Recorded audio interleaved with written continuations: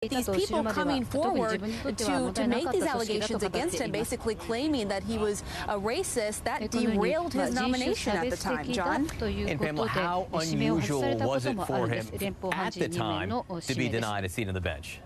It was highly unusual. It was a big deal because there was a Republican majority in the committee that made the decision, and it was a 10-8 vote voting against recommending to the Senate for him to be nominated and confirmed. And two of the Republicans on this committee sided with the Democrats because of these allegations.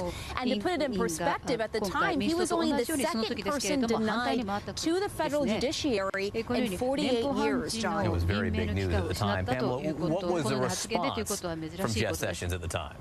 At the time, he angrily denied these accusations that he was racist. He did say he could be loose with his tongue at times and that he was just joking about the KKK. He said he despised the KKK. And he pointed to his own record that when he was a U.S. attorney in Alabama, he prosecuted the head of the KKK in Alabama who was charged with murdering an African-American teenager. And he also talked about how he was advocating for desegregation. So up until today, John, he continues to deny that he is a racist and denies those allegations, John. All right, Pamela Brown for us in Washington, thanks so much. Back now with the panel, which now includes CNN legal analyst Laura Coates. And Laura, I want to start with you. You heard Pamela's reporting there. Jeff Sessions denies a lot of the things that came up in this confirmation hearing in 1986. Nevertheless, the NAACP today came out and spoke against the nomination. A lot of Democrats on the Hill speaking against the nomination.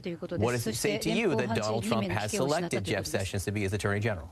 Well, we seem to be reverting back to a period of time where apparently America was greater and justice system sounded more like a condemnation of different races who were not a part of the majority. And as a proud member and alum of the Civil Rights Division of the Department of Justice, one of the things I look at this and I say, the DOJ has had a very difficult time, even with two successive African-American attorneys general, dealing with the backlash from the community who believe that the Justice Department is not serving their interests with respect to police shootings, excessive force, voting rights interests, etc. And this seems to be kind of a piling on of indication that this Justice Department may not be able to be responsive. If they were unable to be as responsive under either Holder or Lynch, according to some of the members of the community, then most assuredly a man who has been charged with calling people boy, who is a grown man and his colleague, and having referenced the Klan as a punchline, is not someone who's going to really elicit the type of faith you need to have the Justice Department be successful as the backstop it's intended to be. Well, as we know in the legal community, you can't take what one person said and treat it as absolute proof that he said those things. He's denied several of the things that were brought up in those 1986 hearings, and in fact went on to gain the respect of some of the people who voted against him. Arlen Specter, a Democratic senator, came out and says he wishes he could take his vote back. He was a Republican at the time. But he became a Democrat and said that he finds Jeff Sessions to be very egalitarian. We ignore the fact that Jeff Sessions brought forth the Fair Sentencing Act of 2010 to remedy mandatory minimum sentences that have plagued largely the black community. He voted for an extension of the Civil Rights Act for 30 years. He voted to confirm Eric Holder. We tend to forget the really nice and good things on someone's resume and instead revert to the one or two things back in 1986 that may or may not be. Well, that's not what my focus is on. The racist rhetoric is but a part, and we know that with the majority of Republicans in the Senate, it's going to be really a formality to have this hearing in general. But what my focus on is really about the Justice Department is intended to be a backstop when the community feels that they cannot have neutrality or objectivity between local prosecutors and people who they may have personal or perhaps prejudice with the officers. And so when you have a loss of faith in the ability of the Justice Department to actually enforce civil rights laws or actually serve those interests or promote them, you will have a deleterious impact in the community you're trying to serve. The focus on the rhetoric is but a mere part of it. The bigger focus is on the change that will come in the prosecutorial priorities of this new administration. And that's going to change drastically. One second, Carla. Just on one point that Laura was making right there. He's going to be confirmed. Right. I mean, there's absolutely no sense that he will not be confirmed. Republicans are unanimous as far as I can tell in the support. Right. Democrats, Joe Manchin, albeit, you know, a conservative Democrat, stood up in support of Jeff Sessions today. Is there any sign that this won't be smooth sailing for him in the Senate? I mean, smooth sailing and getting confirmed are two different different things. I mean, I think that the point that was just being made is about how the community is responding, how a community that is already nervous about the concept of President Trump, how that nervousness will translate into Democratic leaders, which I think will very much be the case. We're going to hear a lot of this stuff over the course of the coming weeks. You're absolutely right. He's almost certainly going to get confirmed unless something else egregious and fairly remarkable comes out. But I mean, I think it's worth noting that Donald Trump is going to be the president of the United States. He has an opportunity with these picks to send a message to the people who didn't support him about how he's going to lead the country. And that is, I think, the concern. And it doesn't detract from the things that he has done as senator, but it doesn't help make Donald Trump seem more palatable to the people who didn't support him.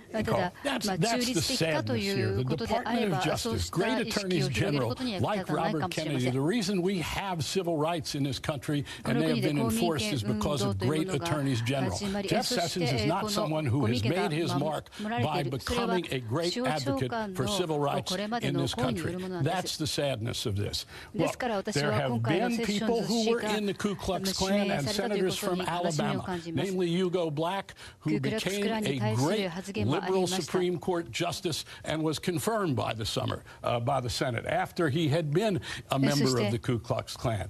I don't think we're going to see, I would love it if Jeff Sessions becomes a great advocate for civil rights for all Americans, but he's going to win in the confirmation hearing, but you can't look at this appointment separate from the other four names we've been talking about and what that signal is to all Americans of where Donald Trump is going, and they are, quite frankly, poking in the eye. And Matt, what about the signal? Because you're 5 for 5 on white men here, first of all. I mean, you have 5 names, they're all white men. What signal does that send?